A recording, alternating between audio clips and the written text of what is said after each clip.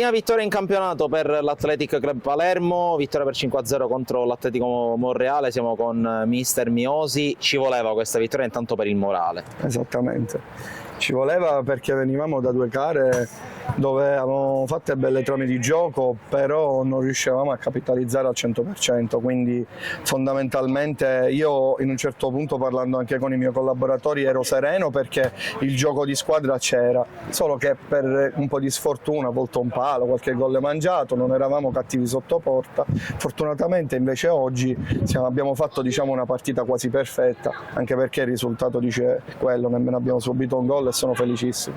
Si può dire che il campionato dell'Athletic Club comincia oggi con questa vittoria? Certo, nel senso che siamo partiti un poco a rilento, non voglio giustificare sempre il discorso che abbiamo attrezzato e fatto una rosa in ritardo, piano piano ci stiamo ambientando, piano piano stiamo riaggruppando tutti i giocatori, manca ancora qualche fortunato, però l'importante è che otteniamo i risultati, è arrivata la prima vittoria e sono felice.